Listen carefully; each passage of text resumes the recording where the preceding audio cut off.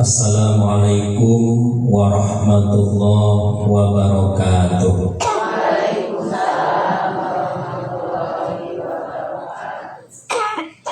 Kira kompaknya tunduk leres sekali lagi. Assalamualaikum warahmatullahi wabarakatuh.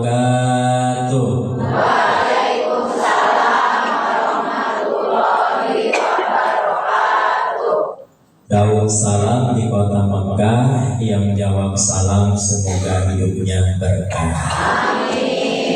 Daun salam, daun saga, yang jawab salam semoga masuk surga. Daun salam, daun suji, yang jawab salam semoga bisa berangkat haji. Daun salam, daun nanas, yang jawab salam semoga utangnya lunas. Alhamdulillahirabbil alamin ala kulli hali wa ni'mati alaina. Asyhadu an la ilaha illallah wa asyhadu anna Muhammadar Rasulullah. Allahumma shalli ala sayyidina Muhammad wa ala alihi wa ashabihi ajmain. La ilaha illallah, la mawjuda illallah, la ma'buda illallah, la maqsuda illallah, la matluba illallah.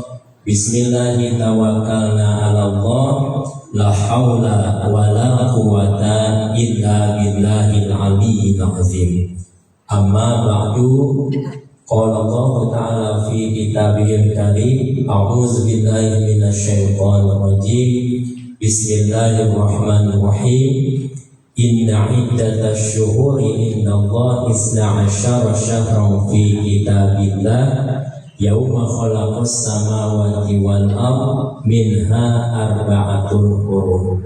Shadaqallahul azim. Wa balagha Rasulullah sallallahu alaihi wasallam. Wa nahnu ala zalika minasyahidina wasyakirin. Walhamdulillahi rabbil alamin. Ibu-ibu kumaha sehat? Alhamdulillah. Upami abdi naros ibu-ibu kumaha sehat walana alhamdulillah. Yes, jag-jag belejag gorejag. Siap? Alhamdulillah, yes, jag-jag, belejag, gorejag. Siap? Siap. Ibu-ibu kumaha sehat?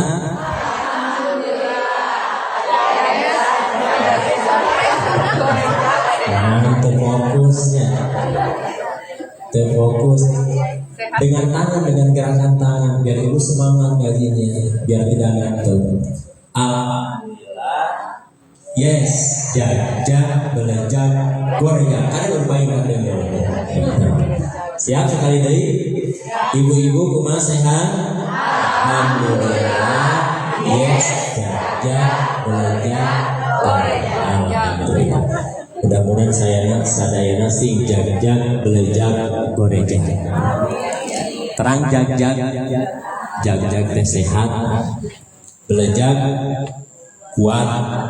Gorejag teh saudara Sunda masih nanti buka suku tanginas gitu ya cekatan jag-jag gorejag. Mudah-mudahan sadayana ayadina rahmat Allah subhanahu wa ta'ala. Yang saya hormati Bapak Ketua DKM Masjid Al-Hidayah, yang saya hormati, yang saya muliakan para ustadz, para kiai, para sepuh, para guru sadayana. Juga yang saya hormati ibu-ibu Majelis Taklim Al-Hidayah. Emut keneh nadong kaniatan ngaos teu ilah deui. Aya serananan nanti. Aya atau sasarannya.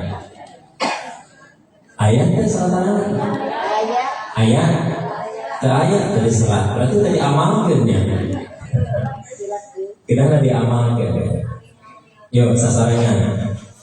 Aringaniatan ngaos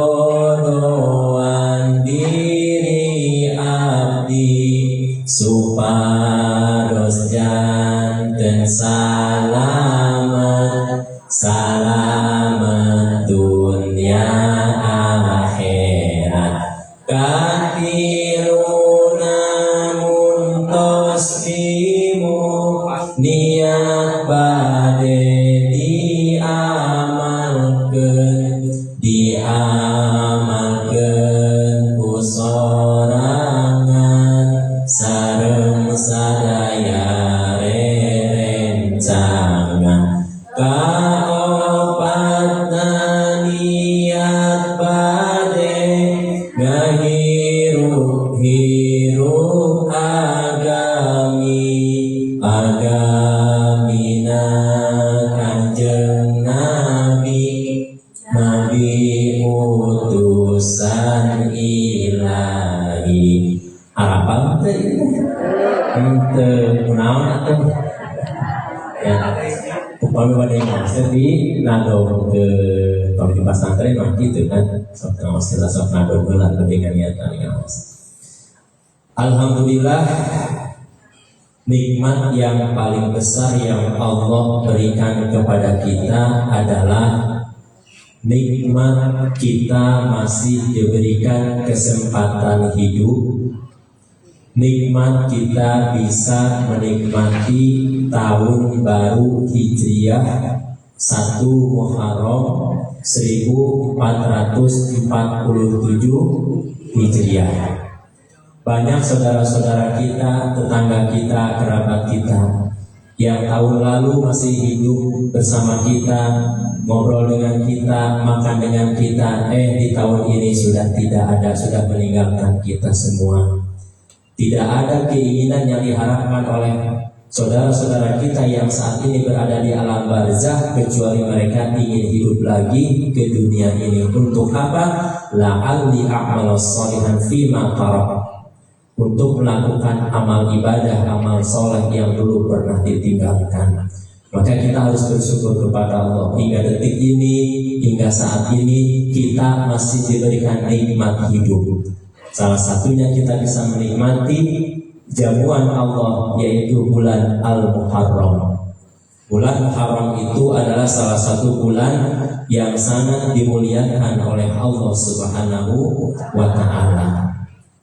Di dalam Al-Quran Allah berfirman, Inna iddatash syuhuri indallahi isna asyara syahran fi kitabillah yauma khalaqas samawati wal arda minha arba'atun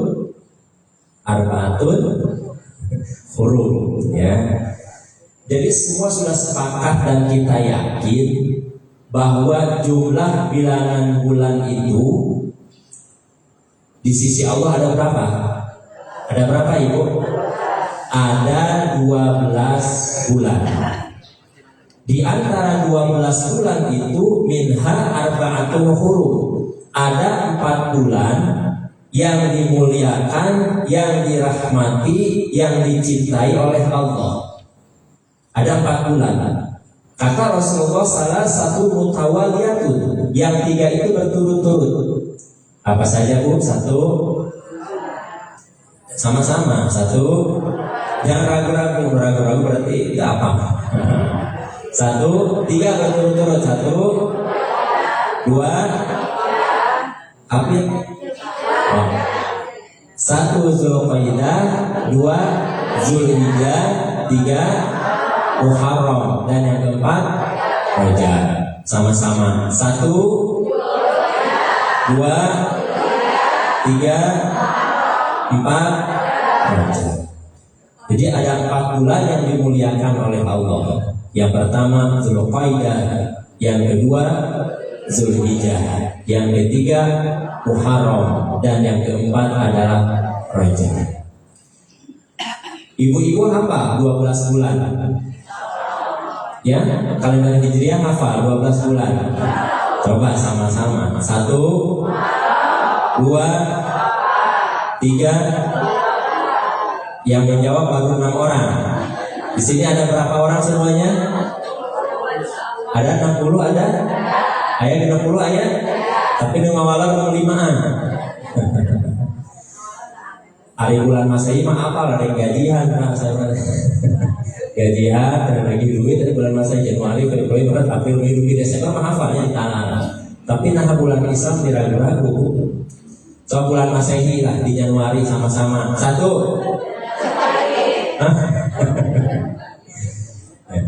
Sekali lagi Bu, sekali lagi.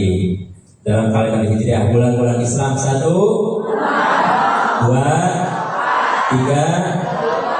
4, 5, 6, 7, 4, 5, betul.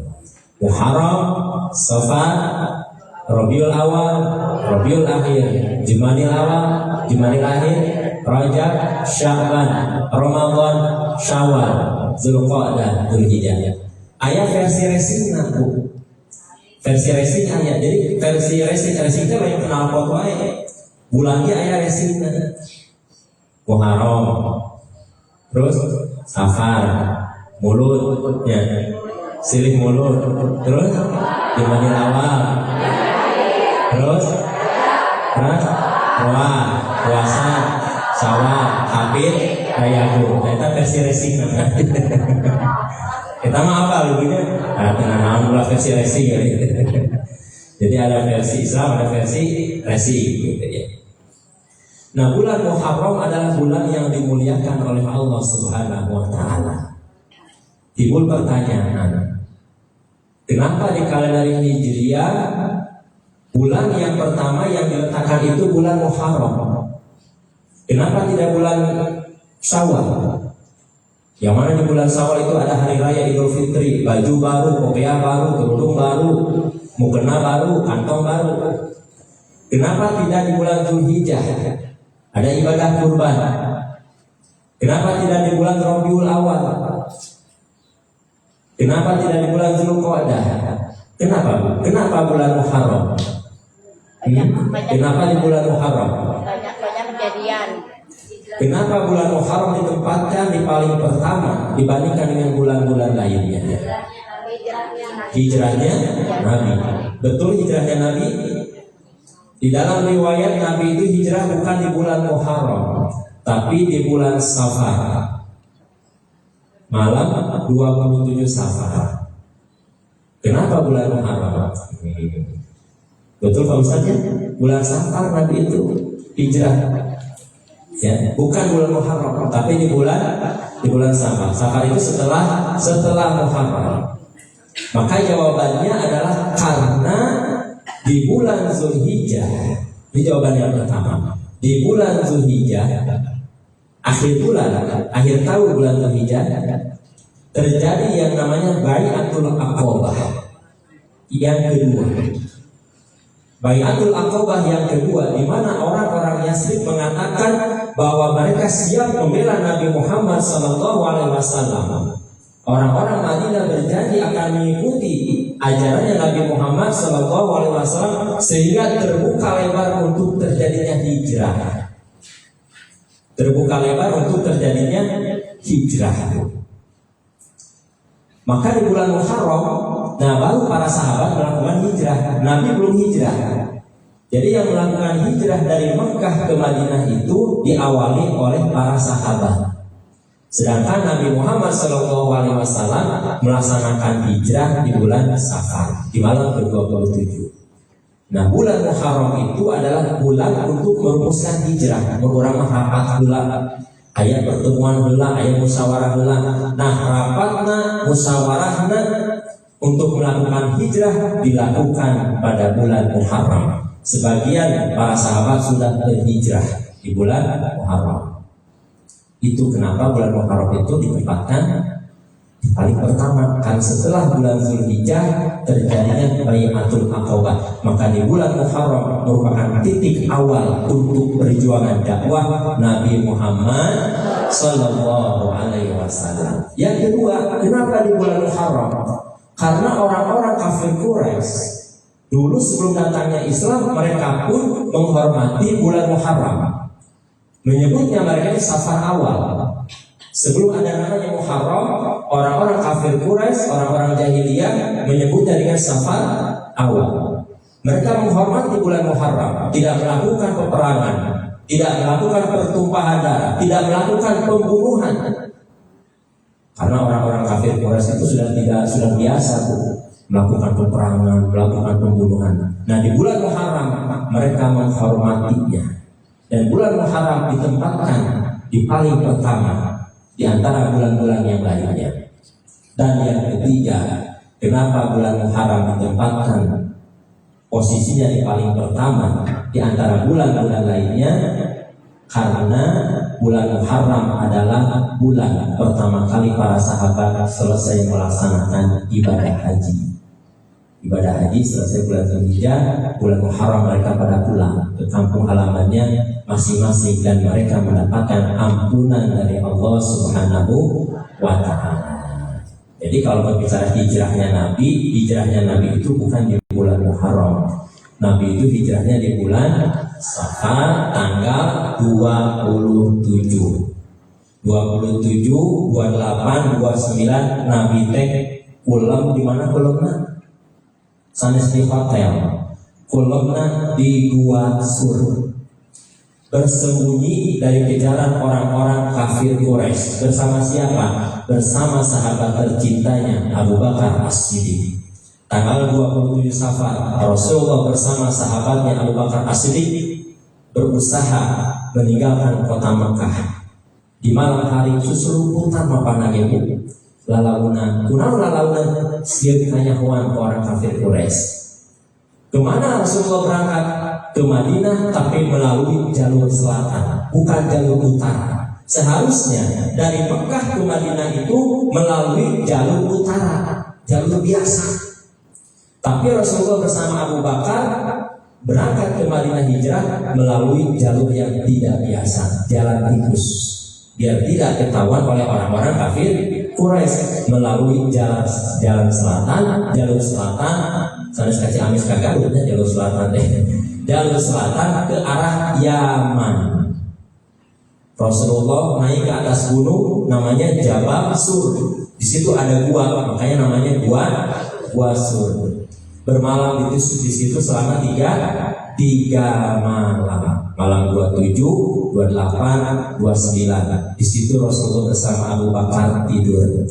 Ari tuangna di mana? Bayangkan tuangna di mana? Rasulullah makannya itu dikirim oleh anaknya Abu Bakar As-Siddiq secara sembunyi-sembunyi bersama sahabatnya, bersama temannya. Setiap di penghujung malam, sepertiga malam, ketika orang-orang kafir Quraisy tertidur lelap, putranya Abu Bakar berangkat ke Jabal Sur, ke Gua Sur untuk memberikan makanan kepada Nabi Muhammad bersama Abu Bakar As-Siddiq. Maka pada tanggal 1 Rabiul Awal, Rasulullah kemudian meninggalkan kota Mekah. Ketika meninggalkan kota Mekah, Rasulullah membalikkan badannya dan melihat kota Mekah seraya mengatakan, wahai kota Mekah, engkau adalah tanah kelahiranku. Bukannya aku tidak cinta kepadamu, tapi karena orang-orang kafir Quraisy terus meninasku, maka aku meninggalkanmu. Nah, Rasulullah berangkat ke Madinah menggunakan Google Map. Jadi ayah zaman bahasa Google Map. Ya. Siapa Google Map-nya? Google Map-nya adalah Abdullah bin Quraikid. Abdullah bin Quraikid adalah non-muslim, orang kafir Quraisy, tapi dia itu sangat dekat dengan Rasulullah, sangat dekat dengan Abu Bakar As-Siddiq. Sebelum Rasulullah hijrah sudah ada perjanjian Rasulullah bersama Abu Bakar dengan Abdullah bin Quraikid. Dia adalah pemandu jalan, tahu jalan menuju Madinah lewat jalan selatan. Sehingga hanya 8 hari Rasulullah berangkat dari Mekah ke Madinah. Harusnya berminggu-minggu, tapi menggunakan jalan tikus. Nah, ibu-ibu yang dirahmati Allah, di bulan Muharram ini adalah momentum bagi kita, kesempatan bagi kita untuk melakukan evaluasi diri kita, untuk berbenah diri kita, untuk beberes diri kita. Apa yang pernah kita perbuat, apa yang pernah kita lakukan 1 tahun yang lalu. Di dalam kehidupan kita ada 3 dimensi waktu. Yang pertama ada waktu yang lalu, yang kedua ada waktu saat ini, dan yang ketiga ada waktu yang akan datang. Waktu yang lalu itu katanya kenangan. Ibu gaduh mantan, kantos gaduh mantan tidak? Kalau punya mantan itu masa lalu, kenangan. Hanya tinggal kenangan. Sami ibu abdi gaduh mantan, ayah 11 mantan. Aduh. Ibu ge pasti gaduh mantan, kayaknya anu gaduh temannya. Masa lalu adalah kenangan. Saat ini adalah kenyataan. Dan masa yang akan datang adalah harapan atau cita-cita. Jadi saat ini, detik ini, jam ini ibu sedang duduk di masjid ini, sedang mendengarkan ceramah. Ini adalah waktu saat ini. Beberapa jam yang lalu, beberapa bulan yang lalu, beberapa tahun yang lalu, itu adalah kenangan. Maka jadikanlah waktu yang lalu itu sebagai pelajaran bagi kita untuk meniti hidup di saat ini agar masa depan kita lebih cerah. Masa depan kita yang sesungguhnya adalah kehidupan di akhirat. Itulah masa depan kita. Maka Allah Subhanahu wa taala berfirman, "Ya ayyuhalladzina amanu taqullaha wal tanzur nafsum ma qaddamat lighad. Wattaqullaha innallaha khabirun bima ta'malun." Hai orang-orang yang beriman, bertakwalah kepada Allah dan hendaklah setiap diri, setiap individu masing-masing melakukan evaluasi diri. Apa yang telah dilakukan untuk masa yang akan datang, untuk kehidupan akhirat. Nah, momentum tahun baru Islam ini adalah momentum yang sangat tepat bagi kita untuk melakukan evaluasi diri.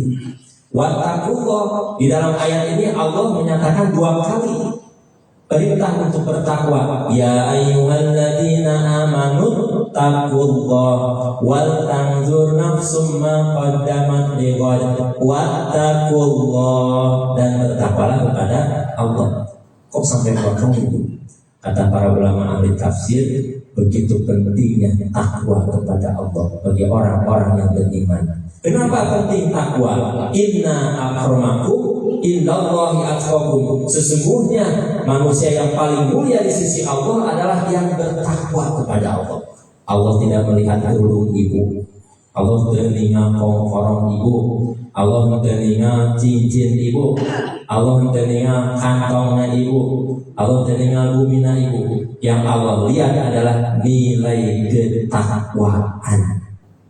Nah, maka pada saat ini yang harus kita evaluasi diri adalah bagaimana kualitas ketakwaan kita kepada Allah. Karena kata Allah, ya ayyuhalladzina amanu taqullaha haqqa tuqatih wa la tamutunna illa wa antum muslimun. Orang-orang yang beriman, bertakwalah kepada Allah dengan takwa yang sesungguhnya, dengan takwa yang sebenarnya. Dan janganlah engkau mati kecuali membawa iman dan takwa. Wa tazawwadu fa inna khairaz zadi taqwa. Dan berbekalah, sebaik-baik bekal adalah bekal takwa. Hari ibu-ibu bakal maut, bakal maut, irah maut. Bukan, tapi lu pasti bakal maut. Nah, bekal yang terbaik ketika kita meninggal dunia adalah bekal takwa. Wa tazawwadu fa inna khairaz zadi taqwa, kata Allah. Sebaik-baik bekal adalah bekal takwa. Bekal takwa itu adalah bekal untuk kehidupan yang abadi. Ibu upami bade jalan-jalan, bade piknik ka Pangandaran, sok siap-siap teu bekalna. Siap naon wae anu disiapkeun teh. Artosna iuranana sabaraha, dan nyewa bus, nyewa hotel, jam makan 2 malam 3 hari 2 malam. Nah gitu ibu ya. Berapa? 500.000 per orang disiapkeun ku ibunya artosna. Terus acukna kamu di pantai, ya, buat di pantai kerudungna kamu ke selfie kacamatana teu hilap, kacamata warna hidung teh. anu batangna warna oranye gitu ya, kanggo selfie foto bareng disiapkeun sadayana, mukeunana disiapkeun untuk kemana Bu? Untuk perjalanan ke Pangandaran eta mah dunia.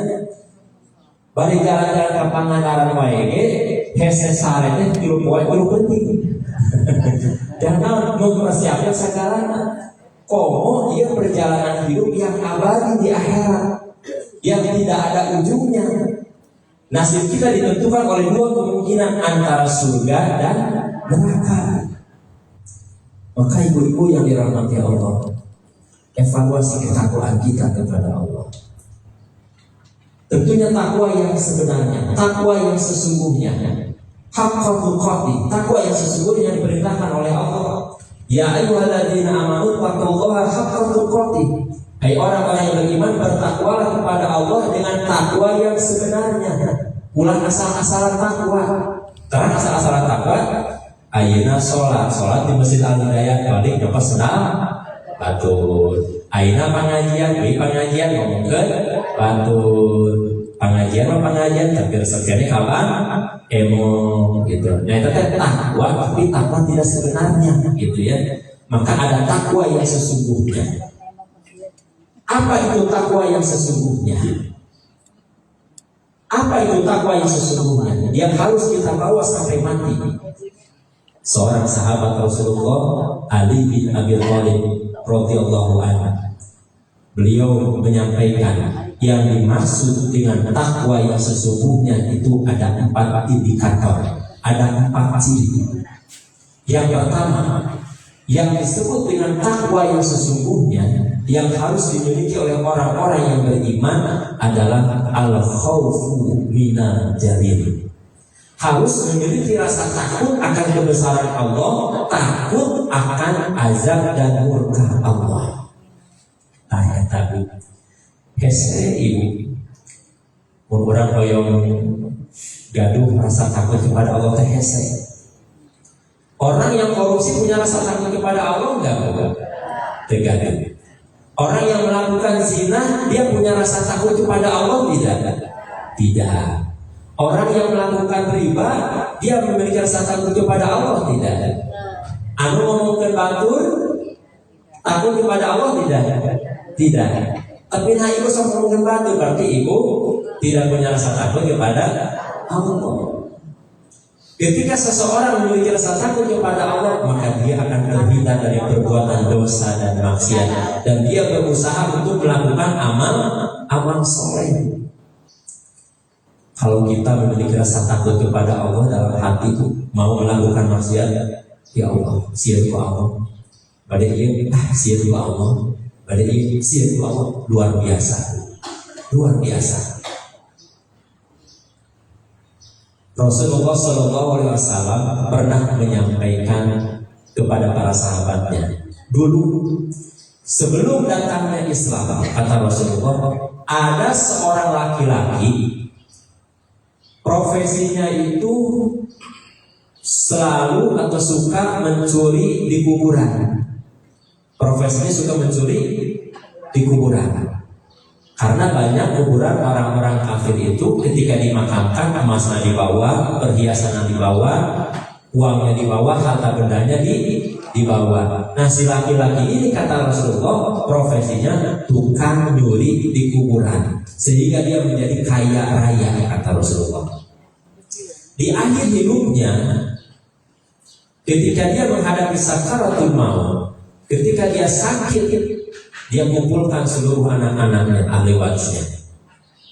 Anak-anakku, kalau aku nanti mati, maka bakarlah jasadku, bakarlah tubuhku sehingga menjadi abu. Kalau nanti sudah jadi abu, maka terbangkanlah, lemparkanlah abu itu ketika musim panas dan musim angin kencang di laut, buanglah. Kenapa? Karena si bapak ini ternyata walaupun dia seorang pencuri, tidak pernah melakukan kebaikan, kata Rasulullah, dia memiliki rasa takut diazab di alam kubur sama Allah. Sehingga tubuhnya dijadikan abu, dibakar, gak mungkin katanya Allah mengembalikan abu itu ke kejaksanya. Padahal Allah itu maha kuasa. Dek maut di mana wae, dek kaduru, dek maut di laut, dek maut di gunung, tetaplah di alam kubur mah urang teh akan merasakan nikmat dan siksa kubur, naimul qabri dan azabul qabri. Dan ketika di alam barzakh kata Rasulullah, si bapak ini ditanya, kenapa engkau melakukan itu?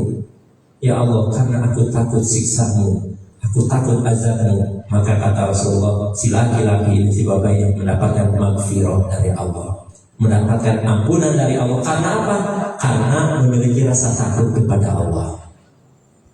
Wa amma man khaufa maqama rabbih wa nahana nafsa 'anil hawa fa innal jannata hiyal ma'wa. Dan orang-orang yang memiliki rasa takut kepada Allah, kemudian dia mampu mengendalikan hawa nafsunya, maka tempat baginya adalah surga. Waliman khaufa maqama rabbih jannatan. Dan orang-orang yang memiliki rasa takut kepada Allah nanti di akhirat akan mendapatkan 2 surga. Luar biasa kan? Kalau kita memiliki rasa takut kepada Allah. Innal ladzina yakhshawna rabbihim bil ghaib lahum maghfiratun wa ajrun kabir. Dan orang-orang yang memiliki rasa takut kepada Allah, Allah yang tidak nampak, Allah yang tidak terlihat, maka dia akan mendapatkan ampunan Allah dan dia akan mendapatkan pahala yang berlipat ganda.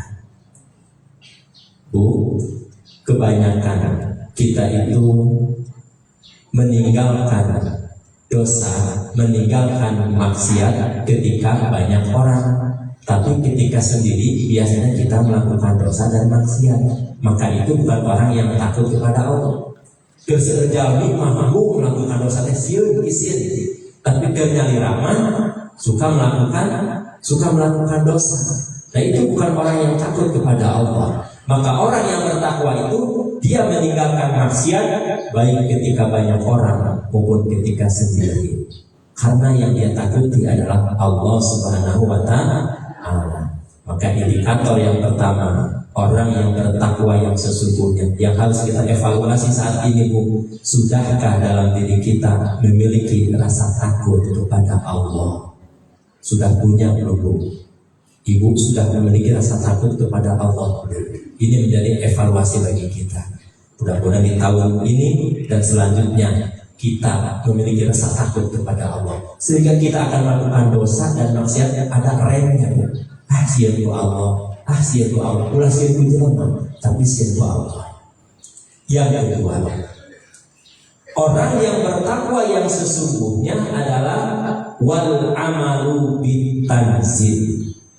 Orang yang bertakwa adalah orang-orang yang selalu beramal sesuai dengan tuntunan Al-Quran.